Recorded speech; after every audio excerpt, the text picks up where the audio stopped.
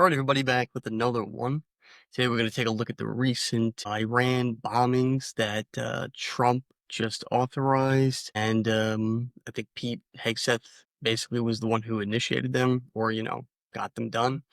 We're going to take a look at that, what Trump had to say about that, and we're going to take a look at some of the influencers that are out there that are, giving their take on it, and we're going to take a look at, read a little bit more about exactly what happened so we know the details, and then we're gonna, I'll just give my analysis on it. I'll try and keep it where it's not so much about the Iran-Israel situation, and the whole Middle East conflict, because that conflict is something that has been going on for thousands of years now. It predates America as a country, it predates many nations. It's, when it comes down to it, it's really between them. Just to kind of put that out there right away, I come more from a mindset of America was founded on non-interventionalism to a point. And the point is, and this will tie into Trump's situation, the way that this country was founded, and even if you look back to the origin of the nation itself, which came out of the war, the Revolutionary War, and then eventually us having a constitution. Look back throughout history. When the Pilgrims, the Puritans came, the only battles they really got into was with the Native Americans that were on American soil. And, they had guns, they had weaponry, they had ships. They could have, throughout time, taken those ships to other countries and started going to war with them. But they never did that. That was not something that was in America's history, even from the time that predated the country itself. Then, they did have wars with other adjacent countries like Mexico and again, different Indian tribes. But it was all over, land disputes and things like that in the homeland, in the actual landmass that makes up America. America never was the country that went out to other countries and started trying to conquer land and build an empire the way that many empires have in the past. This goes back to the Great Britain, Roman Empire, and many other different types of empires throughout history. Typically what you see is they start to turn into, a dictatorship or a monarch or some sort of big governmental bureaucracy when they stop focusing on economic prosperity and defending the homeland, and they start focusing on going out in the world and conquering other nations and forcing them to adhere to their way of life. And this was never in America's history from that time. Then when the American Revolutionary War came, it was really more forced on America because there was about two-thirds of the country, and a lot of people might not know this, but there was about two-thirds of the country that really, they were colonists, but they were Americans first. They were people who, wanted to live by their own rule, have their freedom, and disassociate with any other nation and consider themselves a colonist or a statesman or somebody who was part of the, American system, which wasn't officially a country yet, but they were already identifying with their own freedom and their own land and not pledging allegiance to any other nation in the world.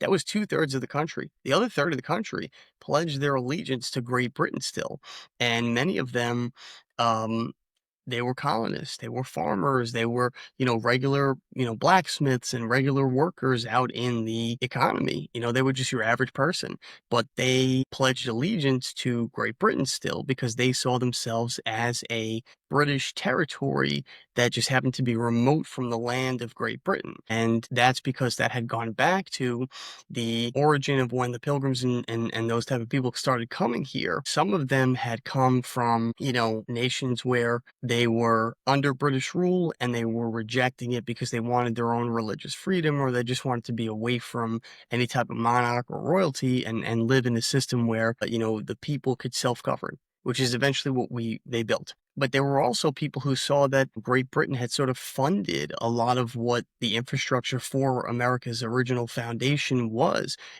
Brought them on ships from Great Britain to America, and they delivered them to this new land. They brought them food. They brought them all different types of, stuff for building crops and materials for building infrastructure, homes, things like that. And they continue to fund them, along the way, as well as provide them military support to fight the American Indians that were there that were trying to kill them. So it's understandable that some colonists still identified it with Great Britain and wanted to be considered as like a British territory, just remote from that land. But eventually, what happened was the war broke out and the colonists had to choose. You're either going to side with Great Britain, and then you're going to end up, if we win this thing, you're going to get kicked out and you're going to have to go back to Great Britain, or you're going to side with us and fight for freedom and put everything on the line to start something new. And many of them,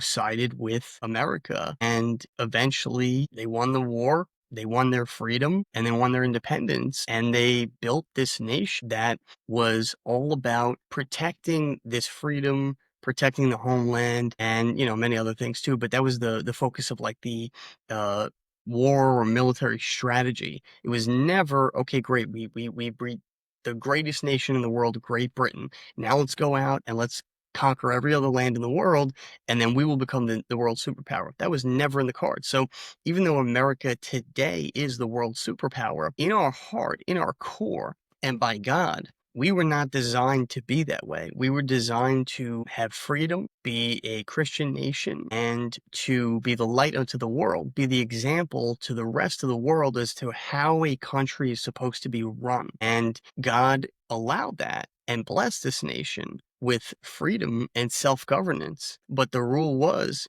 the only way you can have that is if you are the light into the world, if you are the example for how a nation should be and how a people should be. So that's why America, if other countries, sometimes they get annoyed and they say that America, you're not special, you're not the greatest country in the world and all that stuff. And it's true that God loves all people, and God loves people all throughout the world and every nation in the world, all different types of people, all different cultures. But the truth is, the hard truth that a lot of them don't want to accept is, just like some people are lifted up amongst others as special, as people who we look at and say they are chosen by God to do something great in this world and to be an example unto others, and that's why they have a lot of blessings in their life. You could take some examples like Billy Graham. That's more of a modern example. There's a lot of people today that are doing such wonderful works for God, and they're famous and they're rich, but they're still doing great things. And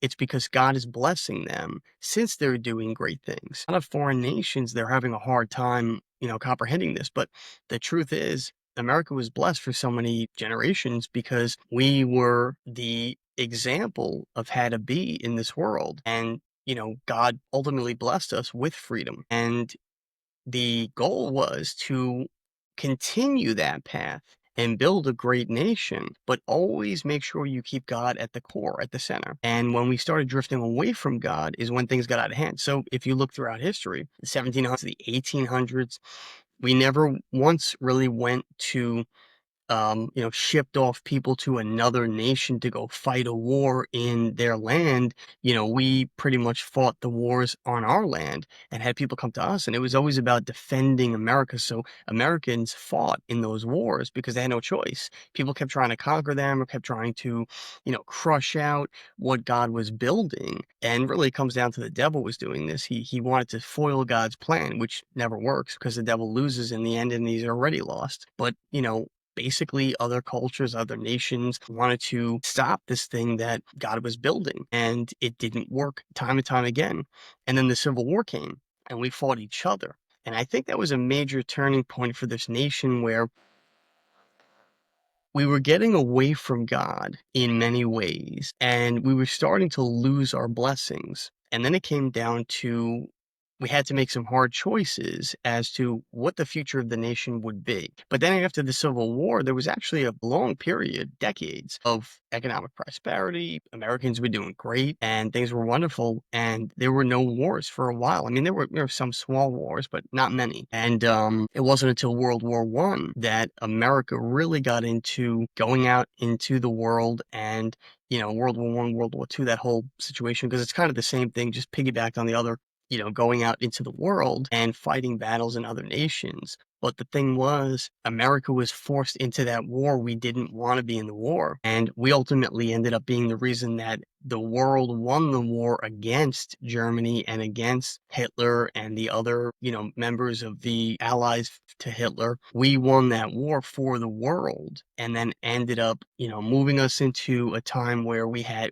continued freedom, but it ended up getting to a point where Americans and other cultures around the world had so much freedom that it was unchecked. And it ended up leading to materialism and things like that. So the culture started to erode. And I think you can see this because there are blessings and then there are punishments from God. And you could sort of see this in the 1960s. So in the, after World War II, we had the 40s, the 50s, our years of prosperity like America has never seen before, probably the most prosperous times in American history, maybe even until this day. Yeah, take away the debt factor and the fact that the dollar was backed by gold and all that stuff. That might have been the most prosperous time in American history from like 1945 to like 1960. You can even go up to maybe like 1963, 64, 65. But at that time, um, you had the British invasion with music, and the first time they invaded America, they invaded us by force with war. The next time was by culture, and we're still dealing with stuff today. That's why I think the culture war is really more where it's at, and then even further, the religious war. But we'll get to that maybe in later videos. Is probably the most effective because that can actually change an entire nation completely forever. But I would say, the culture war was worse because the American, a lot of the wars that went on, physical wars with people battling, with weapons and stuff, might have gone on for about a decade or so, many of them.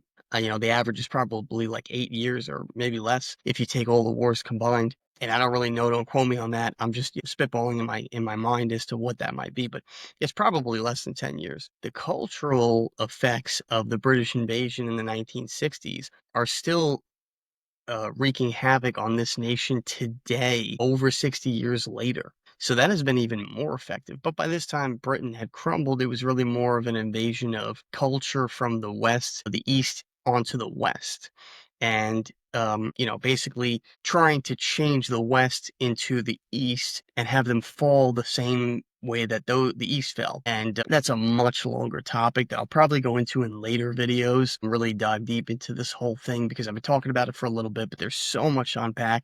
I'll probably have to do several episodes on this, and I might do it someday where I do like a series, but we'll get back to that. But essentially, America never was a country that went out into the world and started wars with other nations or even went out to fight wars because we whatever got pulled into them or because our government decided to side with one country over another for whatever reason. The biggest time that we can talk about is World War II. After that, you see the demise of America because we started having wars where we went out into other nations in the world and tried to conquer them and then nation build them to be the way we wanted them to be. And then also take their resources and things like that to further enrich our nation. That is one of the biggest pivotal points in America where we turned away from God and his plan for this nation. And that's why you see a lot of our blessings have gone away. And now we're living in a time where people say it all the time. It's like, they think the end is coming. They think that the world is over. Any day there's going to be a nuclear war and America's going to be wiped out and America's not going to make it that much longer. And we're at a pivotal point in history right now because we are about to hit the 250-year mark of America being a country in 2026. And it's still up in the air, what that's going to look like. Is America going to make it to the 250-year mark?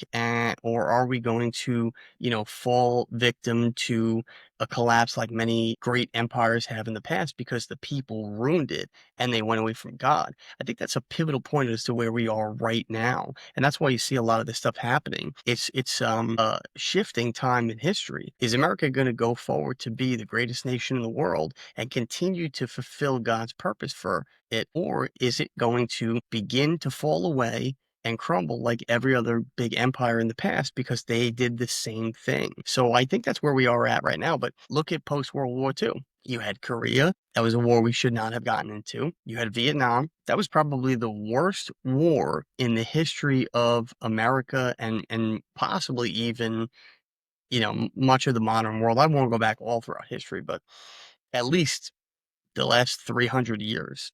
It might have been the worst war in the last 300 years. Stupidest and worst because many people died. It was so unjust and it lasted for a long time. It forced people were drafted they didn't want to be. And it wasn't like World War II where people were lining up to go into the army, the military, and fight the enemies because they were trying to conquer the world with their dictatorship. Americans, especially American men at the time, which pretty much were all that were in the military, it was almost a shame if they couldn't make it into the military. Some men even killed themselves, committed suicide because they weren't qualified. They didn't fit the qualifications to make it in. And it was such a dishonor to not fight for your country back then that they would kill themselves because they felt like a pathetic man, a pathetic human. You didn't see that with Vietnam. You saw that many people were draft dodging. They were going to, what do they call them? Conscientious objectors. They were literally leaving America and going to Canada and fleeing the draft and then, maybe coming back afterward. But it was the first time you saw that the people did not agree with the government's plan of war. And that war really stained America because still till this day, there are Vietnam veterans with PTSD. There are Vietnam veterans who hated the fact that we went to that war and still did not agree today with the reasons that the government had. And the outcome was not great. We didn't win and we didn't gain anything beneficial from it. And we lost so much. And that was a curse on America. That was a punishment because we did the wrong thing. Then you follow that path down the road and you go to other wars in between. But more importantly, you get to the war in Iraq after 2001 with 9/11. And again, people were initially duped into it because they thought, these people bombed us because they hate America, so we're going to go fight the enemy and defend America's honor. That's justifiable, but we were lied to. And that didn't come out until 5, 10, 15, 20 years later, where now you ask the average person, and I think probably 8 out of 10 times you're going to find that people will say, no, we shouldn't have had that war with Iraq and Afghanistan, and we should have stayed out of it. And, we should have just retaliated by taking out the people that they claimed they were responsible for it with, Osama bin Laden and Saddam Hussein, people like that, and then let it be. Don't go after all these innocent people. Don't put them in the middle of all this crossfire and go after the terrorist groups who are trying to do harm to America. Take them out, and then that's it. Drop it, move on. But that didn't happen, and that is a real stain on America still till this day too. And then officially, when Biden pulled out of Afghanistan and the way that he did it, it was just a disaster that really, really put a lot of people's lives at risk, and many died because of it. So the whole thing was a disaster. But these are all curses on America because they fell away from God and they started going out in the world and they started going to war and nation building and trying to steal resources from these people. What you're probably going to see over the next couple of months is a lot of people on the internet split between the two. Yes, Trump was right. He did the right thing. And we should go to war with Iran because we need to take them out. They're the enemy. Or no, we shouldn't go to war at all. We should stay home and not do anything. Let them continue to build bombs. And then when they bomb us, then we'll defend ourselves or whatever the talking point is. Hopefully from this, you'll get a little bit of a different perspective, but that sort of borders on the two. America, like I said, was not meant to be a nation that goes out and starts all kinds of wars around the world and tries to conquer the world and become the world superpower like we have, which, by the way, we became the world's superpower long before World War II and dropping the atom bomb. We became the world superpower around the Industrial Revolution, and it had nothing to do with any wars. We did it economically. So all we did was out prosper every nation and become such a crucial point of their economy because we became a top trade partner, that they needed us more than any other country in the world. So there would be no benefit to them going to war with us because they took us out. They would conquer our land, but they would hurt themselves economically. We don't need war to become the world superpower. And we proved that by America doing it. We're probably the first nation in the world that became the world superpower just through economic means, but also having the military backup. Something that's different. A lot of times people compare America to Babylon. Babylon was the richest nation in the world, had the most amount of rich people. And I think still till this day, it was a nation that was almost completely rich. You know, there was definitely many, many poor people, but there was so many rich people and it was so prosperous and it was built really well, but they didn't have a strong military backing to defend that honor. They had what a lot of people in America, I think, want that are non-war people: strong borders. You know, build a wall, build a fence, build all this infrastructure that makes it impossible for the enemy to get in. Guess what?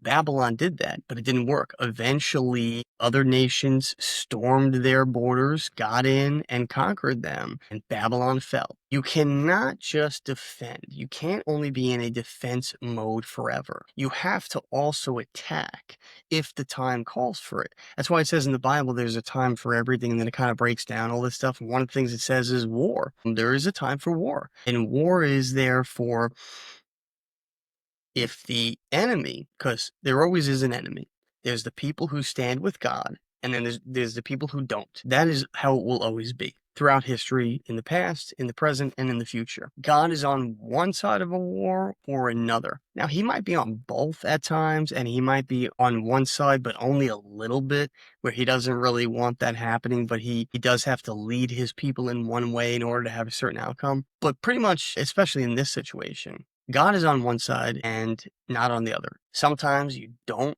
want to go to war, and sometimes we want to live in peace. But the only way we really truly have peace is to have strength that backs it up, right? It's that old adage of, you know, it's one thing to turn the other cheek if you don't have to, and you actually can defend yourself and can annihilate the opposition or the threat that's attacking you, because that's a sign of strength. And a lot of people don't understand this. When Jesus said turn the other cheek, that's what he was doing. He was showing, I am so mighty and powerful, I can annihilate you, but I'm purposely choosing not to because of strength. The opposite of that is a coward, a person who turns the other cheek because they're too scared to defend themselves. And all they can do is be passive and come off as the bigger person, even though they actually can't defend themselves. The right thing, the correct thing, is having the ability and the means to be able to defend yourself and annihilate the opposition, but choosing not to. That's the moral high ground. And that's what Jesus represented. The worst thing, the bad thing, is being a coward and turning the other cheek, pretending to claim moral authority. That's not reality, and that's not righteous. So going back to it, and I won't elaborate more on the Trump stuff in a moment after we watch some of this content and take a look at what Trump had to say and what some other people had to say.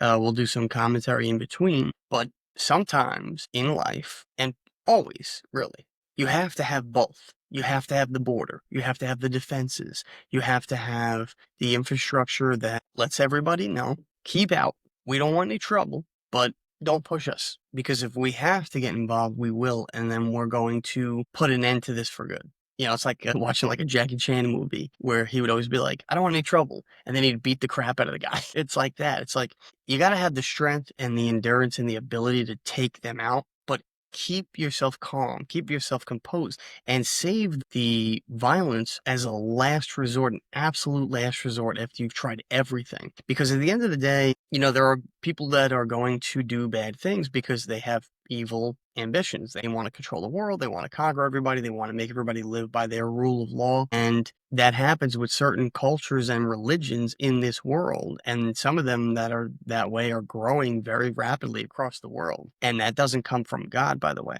You can't force people to do the things you want them to do. God is not in that. God is in choice, free will, presenting to people, this is the right way, come join me. Not, this is the right way, now do it or you're in trouble. That doesn't come from God. We might get frustrated as people from time to time, hoping that, you know, enough is enough already, just come on board. We've given you enough evidence. Just drop whatever you're into and come join us because it's getting frustrating. And that does happens with Christians, from time to time, that you feel like you give so much effort to people to wake up and see the light and they don't. But they're on God's time, not your time. But when you force people, it doesn't work. It backfires and it creates an equal and opposite reaction.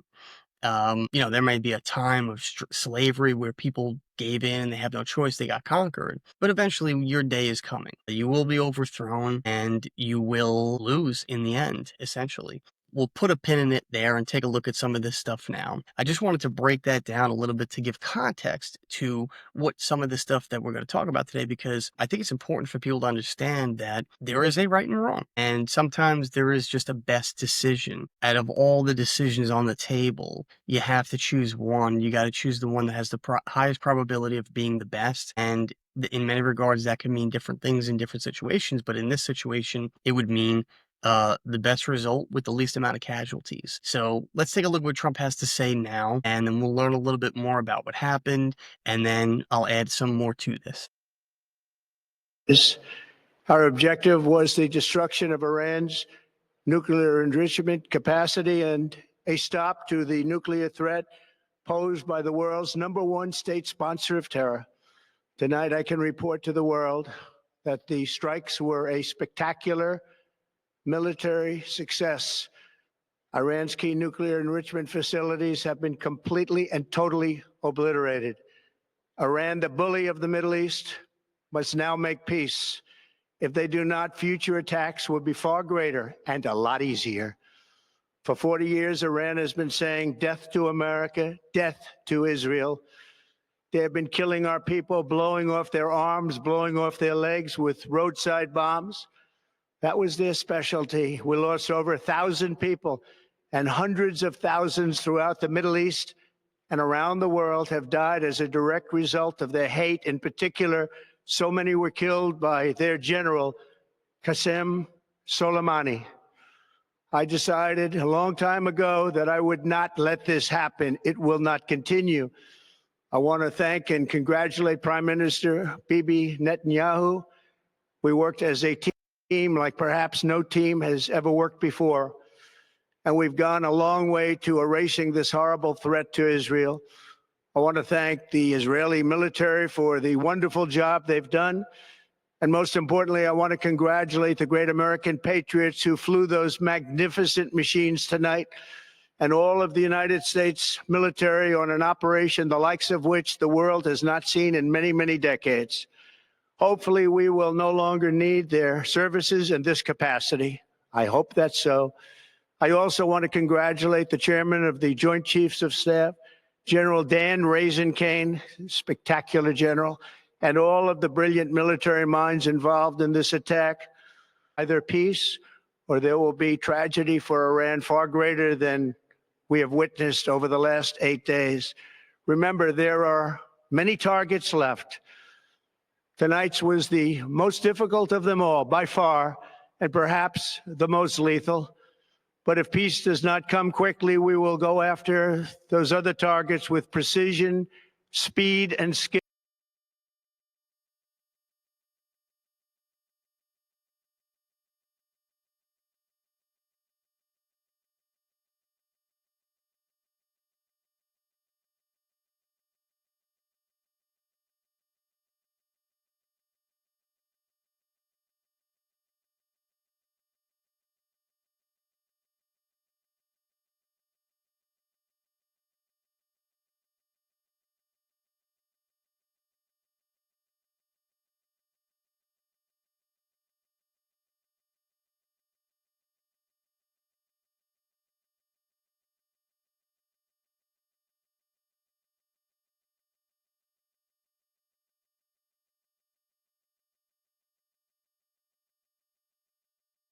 So there you have it. That's what Trump had to say, and he had with him Pete Hegseth, his VP, and Marco Rubio. So that was all the team that was working on this situation. But a lot of times in media, especially today, for some weird reason, they expect, and I don't know if it's because they're bought and paid for by the opposition, and the opposition thinks that someone's dumb enough to clue them in on what their plans are, but they almost expect the person in power in whatever that situation is to come out and say ahead of time, we're gonna, we're gonna do all this. We're gonna bomb these locations on this date at this time. And this is our plan. What do you think, America? Do you agree? And then the people, in the media would be like, oh, that's a stupid plan, or oh, that's a great plan. It's moronic. No leader would lead that way. And the people would not look at the leader as a good leader if that's how they led. What Trump did was great in the sense that he did it in a covert way. He kept this whole thing under wraps, and that's very hard to do. Apparently, lately, because he had leaks in his government, some of that stuff got out on purpose. People were obviously trying to interfere with him. He got rid of those people, and then the leaks were contained, and then this didn't get out.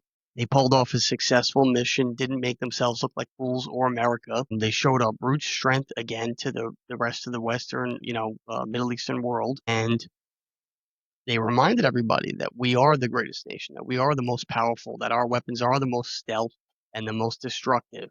But with all that power, he did a couple things in that video that hopefully you took note of. Number one, he said, now Iran has to have peace. So he gave them a choice. And if you go back to what I just said a few minutes ago, I said God comes from a place where he gives choice, he gives free will. He might take action and lead you to a certain direction. And then if you don't choose that, you fall victim to the punishment. But at the same time, he's still giving you the choice regardless. That was what we just witnessed with Trump. They pulled off a mission, but they still gave Iran a choice. It wasn't that we're doing this, you're conquered now, you're our nation, we're the greatest, we're going to do whatever we want, and that's just how it is. America is the dictator of the world. No, they did what they did. They got in, they got out. It wasn't a act of war in the sense that they, hit a political landmark in their country, or they killed a bunch of innocent people to send a message that we're the strongest and take that. This was a strategic plan to take out their nuclear capabilities to create these weapons. They got in, they did that, and they got out. And then he publicly announced that Iran, you still have a choice. Do the right thing, make peace with Israel. But we did what we had to do. We're in, we're out. Now get to the table and work this out. So that comes from a place of God. Then on top of that, he doubled down and said, we don't want a war. We don't want to have our military people go do this again. We didn't even want to really do this in the first place. But we were left with no choice because you have somebody that's in another country that has a completely different philosophy than ours and many of the rest of the world. And they're coming from a dictatorial mindset where they're saying, no, we will conquer the world. Everybody will bend to the knee of Iran, Middle East, and our ideology will conquer, will take over, whether you like it or not. We're coming to get you. And we're going to keep building here. We got this thing that we're working on with nuclear weapons. And, eventually we're going to get them to a point where they're going to be great. And then we're going to come. Okay, but if somebody's telling you this over and over again, why would you just sit back and go, we don't get involved? We don't want to get involved. We don't want war, so we're just going to let them keep doing what they're doing. It's not like they're lying to the people and saying, hey, we're not building these weapons, and we love you guys. We're not coming after you. They're flat out telling everybody, we're building these weapons. We're planning on getting there. We're getting there a little bit each day. We're making progress. And eventually, when we do, we're going to come get you. I mean, they're basically threatening you, but way before they have the capability to actually back that threat up. How could you expect a good leader to just hear all that and say, no, no, let them continue. When they build the weapon and then strike us, then we'll retaliate. Good leaders don't come from a place of a reaction. They take action. And that's what the people want. Leaders that will take action. But you got to do it in a righteous way. And the righteous way is God's way. But sometimes that's not always clear. So, we have to do things like pray on it and really try and dig deep and figure out what it is that God wants us to do. And sometimes it just comes clear to us. In this case, he said all that. And then to further back it up, that he is coming from a place of God, he even stopped and took a moment to thank God and to say that we love God and to make sure that God is the centerpiece of America in this whole situation. That goes back to my earlier point about how America got away from God, and then we started getting cursed with a bunch of stuff and our blessings fell away. Trump is reintroducing God to the focal point, the center point of America, and he's making sure that he includes him on these decisions in hopes that God will protect us, from any retaliation or any backlash from this. Now, obviously, you go and bomb another country, there is going to be backlash, whether we like it or not. But again, like I said, sometimes you have to choose from the best solution from a handful of bad solutions. And that is another trait and power of a good skilled leader is choosing the right one, the one that has the best outcome, least amount of casualties, and sends a clear message and accomplishes the goal of what we want to do. So, in my opinion, and this is just my opinion, obviously the internet is filled with people who have their opinion, and many didn't like what Trump did, many liked it for reasons that were probably not good, and many liked it for or didn't like it for reasons that were, emotional and not coming from a place of logic.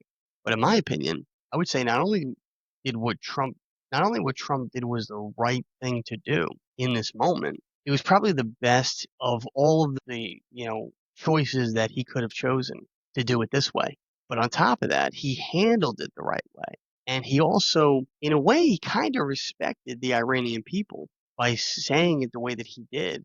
We did this. It's done. We're the greatest. We accomplished it. Just don't forget our might and our strength. But go make peace. We don't want war. Go make peace. This was done so that we could avoid a war. So now, Iran, you have a choice. Go make peace. If the Iranian people are home in their country and they're looking at this, hopefully they're saying, this is great.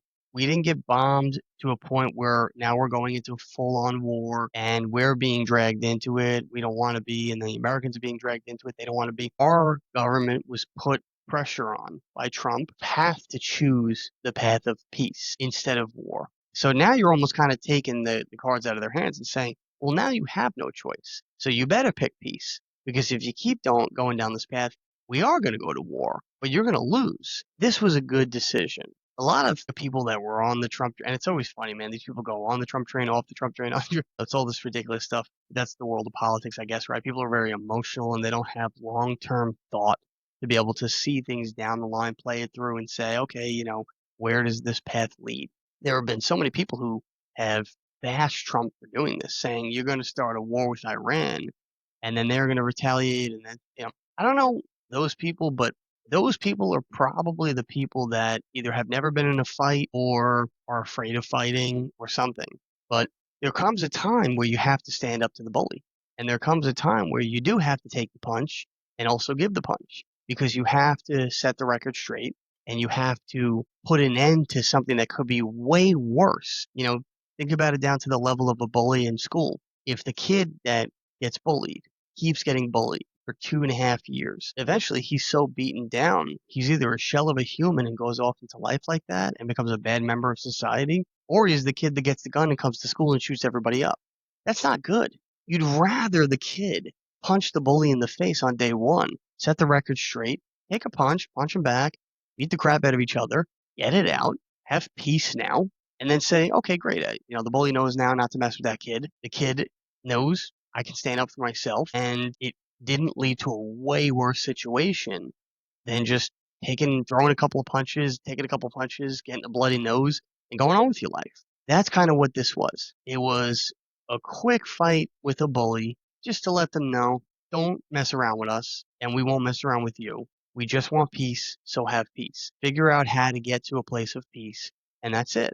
Now, if Iran chooses to make peace with Israel or not, that's up to them.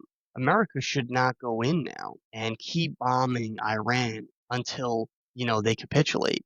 And I don't think that's what Trump was doing. But also, Israel shouldn't be forced to make peace with Iran if they don't want to. That's a separate thing. That's where America needs to stay out of that part. That's their business. But when it comes to a point where a country is saying, we have nuclear capabilities, we're going to go and we're going to bomb your country and we're going to take you out and you will surrender to our way of life. It's the same thing as Hitler with World War II. He was telling people, we are bringing our philosophy to the world and we will conquer everybody and they will all be uniform with us. You cannot let a threat like that grow. The bigger it gets, the harder it is to fight. And this is what a lot of total, absolute non-war people, this is their mentality, is no fighting, no war ever. Well, that's not reality. That's like the mom who is always trying to protect her baby boy and never lets him get into a fight, and then he becomes so weak and the bully becomes so great that there's just no match. You gotta let the kid fight. You have to. It builds his character and his strength and his self-confidence. But the same thing, it keeps the bully at bay. Because if the bully beats up every kid in school, he's going to think he's king of the world and he's not going to stop until he beats up everybody forever. It's the same thing. If you let a country get out of control with their power and nobody checks them, eventually their power gets so big, you're unable to check them. So I think this was the right move, and the people who are against Trump for this are not seeing the big picture is just my opinion. Or they really hate war because we've been lied to so many times about wars in the past. But you can't take old other politicians from the past and their actions and now blanket that across every politician forever going forward and saying this is how it always is when we go to war. It's lies and disinformation and getting dragged into stuff for ulterior motives. That's not the case all the time. And if that was the case, then we should have never fought the American Revolutionary War and we should have never had independence, right? It's illogical. Sometimes war is necessary and people have to be okay with that. It's a grown up thing. But let's take a look a little bit more. Let's learn a little bit more about the whole situation just so you have more context. And then we will probably wrap it up. So, this is an article from Breitbart. It talks all about what happened. Live updates: U.S. bombs Iran nuclear sites. Trump now is the time for peace.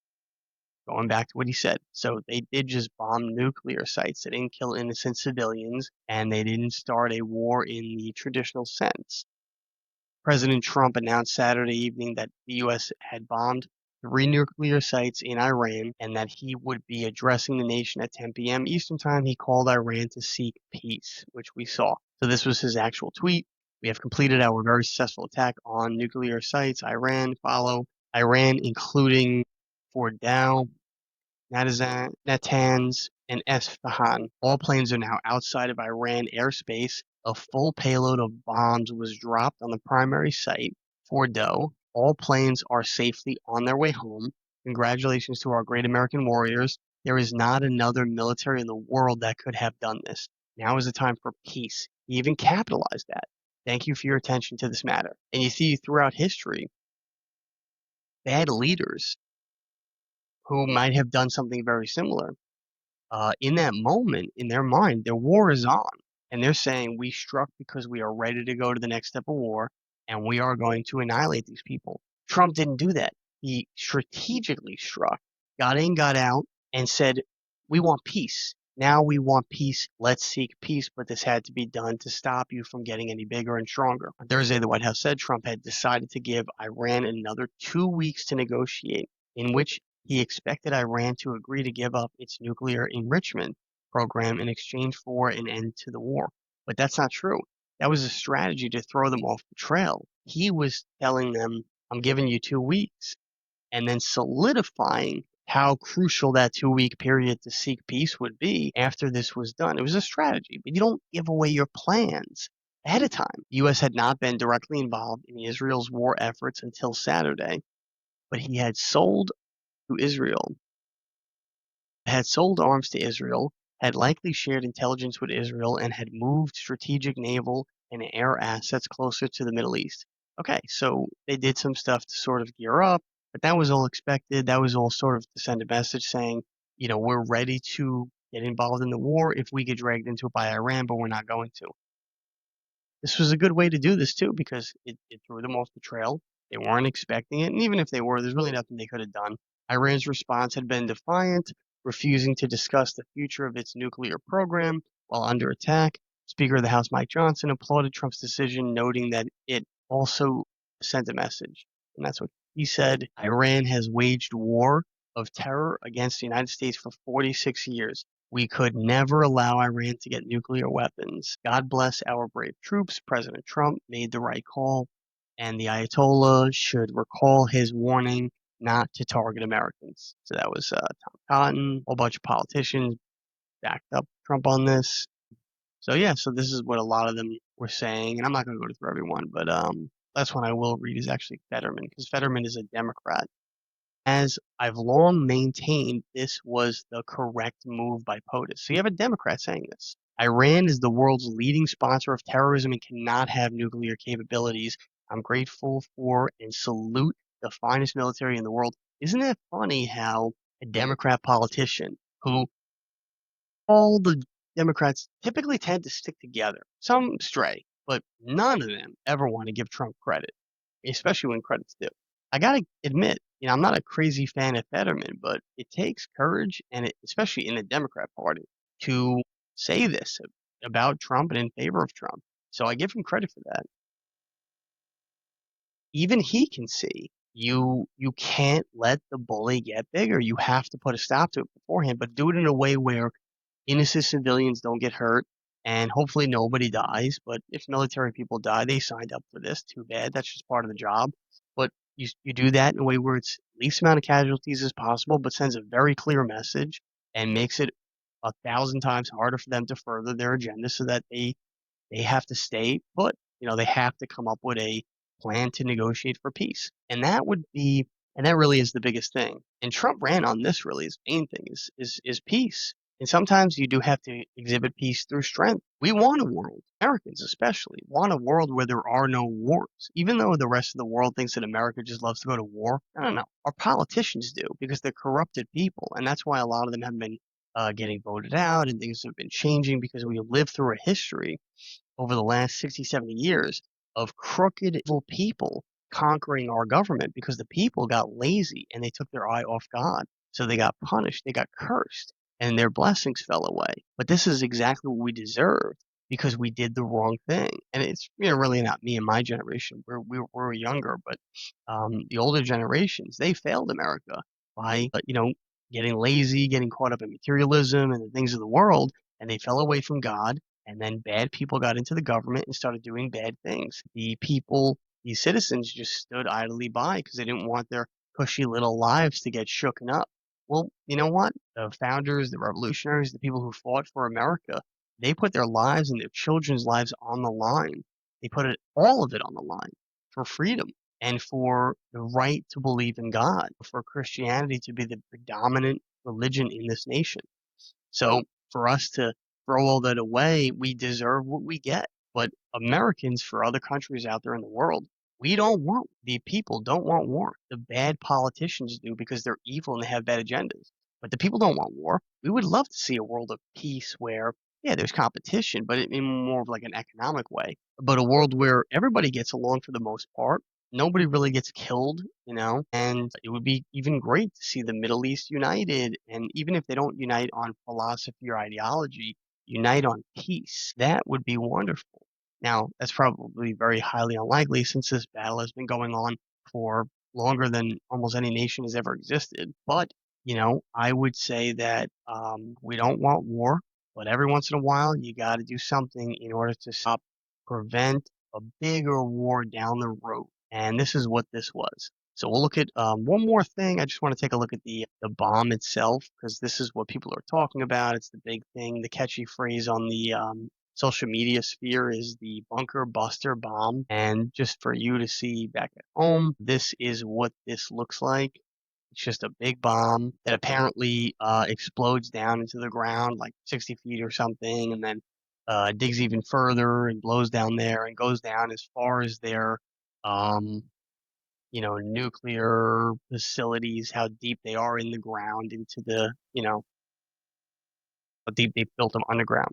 So not this one, but this one over here is apparently it right here.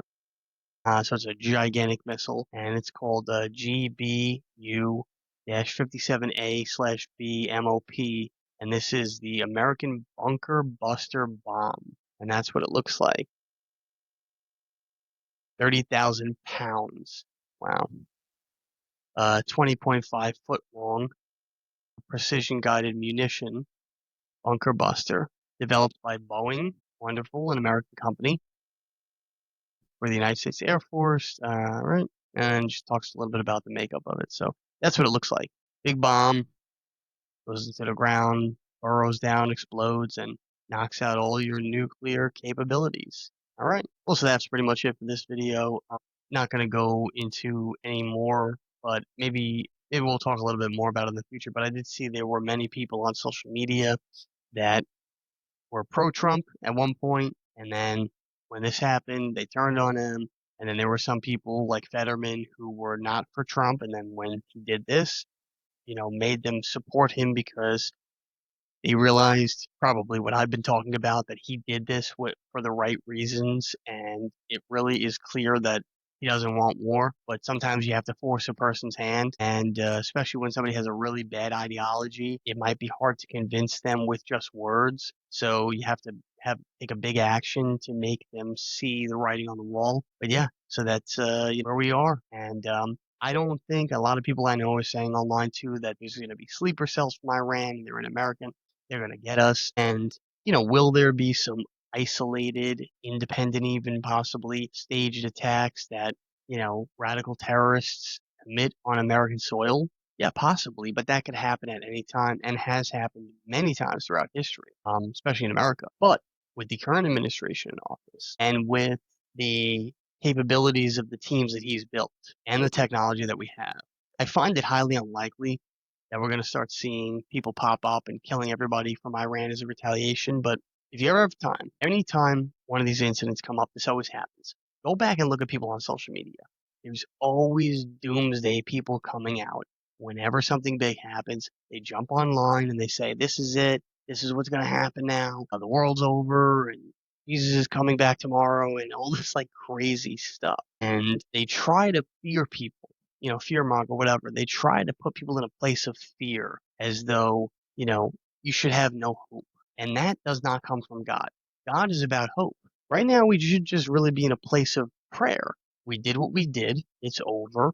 Let's just pray to God that he protects us from anything and that Iran does come to peace with Israel and works out some sort of agreement where they could just get along, even if they don't like each other, they still hate each other, and they still don't agree with everything being the way that it is. Maybe we could get to a place where they could at least have peace, even if just for a time, even if just for, the 4 years that Trump's in office, or for a decade or two, sign an agreement that there'll be no war for 20 years, like, whatever. Maybe this will bring them to a place of that. My opinion is he did the right thing. And I also don't think that there's going to be a lot of repercussions from Iran doing this, at least while Trump's in office. Maybe after he's no longer in office, they'll retaliate 4 or 5 years later because they don't forget and they want to get back at us, but they were afraid to do when Trump was in. I don't know about that, but if I had to give my honest assessment, I would say there probably won't be many big retaliations from Iran um, on American soil.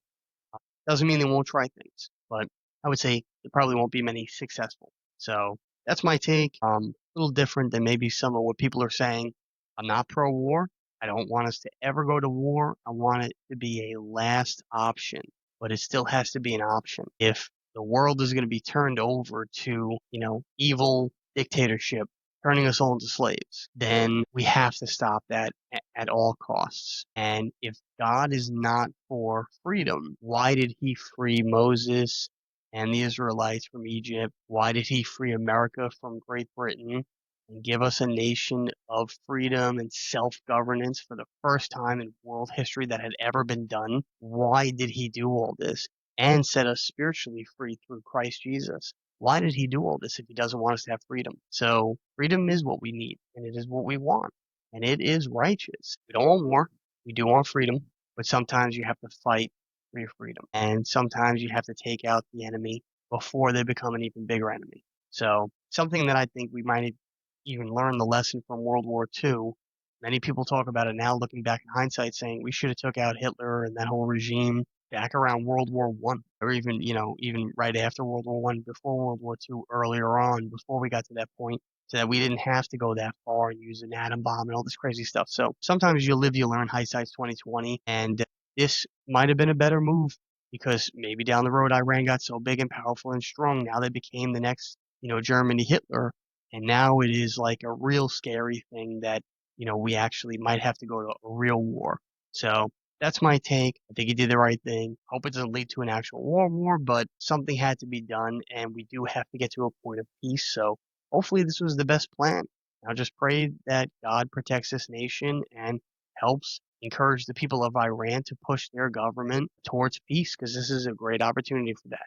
But that's it for this video. Don't forget to like, follow, subscribe, share, all that good stuff. And, Don't forget to take a look at the ad at the end of the video. We got a lot of great stuff going on. My children's book, which is on sale now, and our apparel shop, which percentage goes to charities, percentage of the profits go to charities, and it's all faith-based and a lot of cool stuff. Everything's clean and nice and great designs. We designed everything ourselves, and all the stuff we got going on. And put in the comments, actually, if there are people that you would like me to consider for a guest to be interviewed on the show, because we're getting to that point soon where we're going to start doing that. So let me know if there's people that subscribers to the channel that can consistently tune in.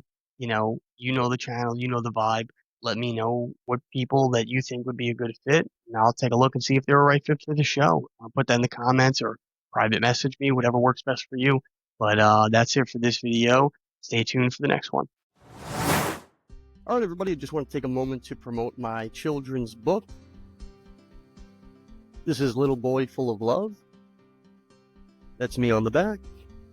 And this is a little sneak peek on the inside. It's a great book. It's a children's book. I actually wrote this for my son. And it's available right now on Amazon, Walmart, Barnes & Noble, Indigo, Bookshop.org, and a lot of other online platforms. But more importantly to me, it's actually available in a lot of bookstores throughout the country. You can find out which ones are closest to you on my Instagram page. We highly recommend that you shop local, buy from a local bookstore. So if you are looking to, get a children's book for you or anybody you know, or even with the holidays coming up, it's a great time to, buy a children's book as a gift. Definitely get it from a bookstore that's local to you. But if you absolutely can't get it from one of the bookstores that are currently carrying it right now, and we're in about 15 or 16 different states across the country, so it may actually be in your state, and it could even be local to you. But if you can't get it from the physical bookstore, check out our Amazon storefront. The book's available on there right now. And like I said, with the holidays coming up, you may want to do your Christmas or Hanukkah or holiday shopping early, and you can even order it from our Amazon storefront and ship it directly to whoever you're gifting it to. But it's available on those platforms, Amazon storefront and bookstores and other websites that I mentioned. But I want to take a moment here to look at the storefront just to give you an idea of some other stuff that we have available on there. These are products that we highly recommend. They are things that we use in our daily lives, and it's all organized by category. So it's a lot easier to, shop for the holidays and specifically for things that interest you, particular categories. Available right now, many different items on our storefront. If you can see here, 61 items just in women's apparel, fall decor, because right now we're in fall, 26 items, kitchen items, baking specifically, things for around the house, children's toys, even stuff for parties. If you're trying to save money on a party and throwing your own, occasion, you can even buy some cool gadgets here to help you, put on a better party. Health and wellness items here, even stuff for Christmas. And there's the book right there. So you can get it from the storefront. You can get it from the bookstores, like I mentioned. But it's available on all these different platforms. It's really easy to find and gift to somebody. Also, I want to show you the apparel shop, and these are some clothing items that we actually produced. So if you're looking to get some cool apparel items, shirts, hoodies, long sleeve, short sleeve, leggings, even accessories, cell phone cases, women's makeup bags, fanny packs, coffee mugs, all different types of stuff, even some, art, all different categories here, apparel, homeware, accessories, drinks, even digital items.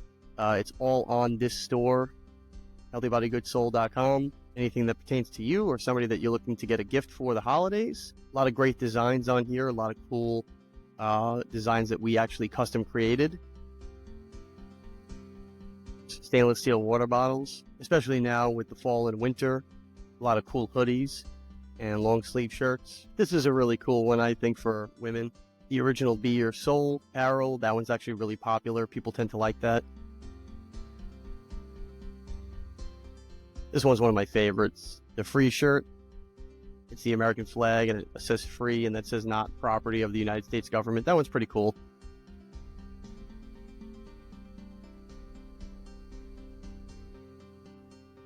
Got all different types of tank tops, hoodies, long sleeve, short sleeve, tote bags, coffee mugs, even some items for kids, backpacks. So if you're the type that likes to, plan ahead, I would definitely recommend ordering from the Amazon storefront or the apparel shop within the next couple of weeks to get everything in time for the holidays. Use code SAVE15 on the apparel shop to save 15% off everything on the storefront. So order within the next week or two, and you'll definitely have everything in time for the holidays.